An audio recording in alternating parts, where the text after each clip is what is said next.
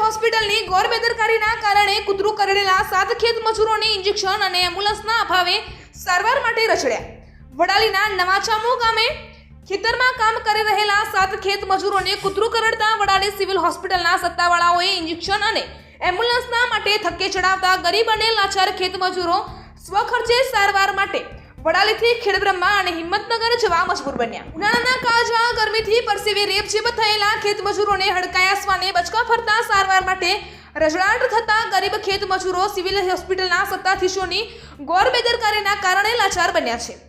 વાત કરીએ વડાલી તાલુકાના નવાચામો ગામે ગુરુવારના રોજ બપોરના સુમારે ખેત મજૂરો ખેતી કામ કરીને ઉનાળાના ધોમધકતા તાપમાં ઝાડની છાંયે રોટલા ખાઈને થાક્યા પાક્યા સૂઈ રહ્યા હતા. તે વેળાએ અચાનક એક હડકાયા શ્વાને એક પછી એમ વારાફરતી 7 જેટલા ખેત મજૂરોની શરીરના હાથે પગે કમરમાં બચકા ભર્યા હતા. તે વેળાએ ખેતરોમાં આમ તેમ નાસભાગ મચી જવા પામી હતી અને હડકાયા કૂતરાએ આ વિસ્તારમાં દોડધામ કરી મૂકી હતી અને હડકાયા કૂતરાના કરડવાથી 7 જેટલા ખેત મજૂરોને ઈજાઓ પહોંચી હતી અને તમામ ખેત મજૂરોને વડાલી સિવિલ હોસ્પિટલમાં સારવાર અર્થે ખસેડવામાં આવ્યા હતા. જ્યાં સિવિલ હોસ્પિટલના સત્તાધીશોની ગોર બેદરકારી સામે આવી હતી અને સારવાર અર્થે ગયેલા ખેત મજૂરોને હડકાયા શ્વાનનું ઇન્જેક્શન હાજરમાં નથી તેમ કહીને તમે ખેડબ્રહ્મા સિવિલ હોસ્પિટલમાંથી ઇન્જેક્શન લઈ લેજો તેમ કહીને સારવાર અર્થે ગયેલા ખેત મજૂરોને ડોક્ટરે ધક્કે ચડાવ્યા હતા. ત્યારબાદ હડકાયા શ્વાનના હુમલાથી કણસતા ગરીબ ખેત મજૂરોએ સિવિલ હોસ્પિટલમાંથી આગળ જવા માટે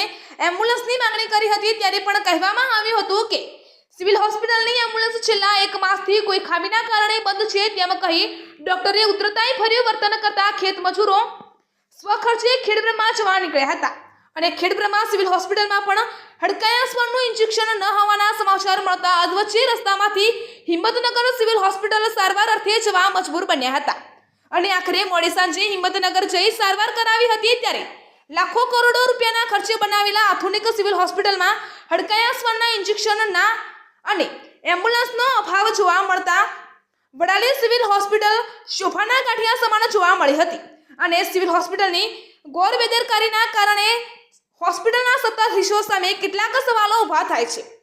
રિપોર્ટર જયેશ ઠાકોર સાથે શૈલેષ પટેલ, સાબરકાંઠા બ્યુરો ચીફ.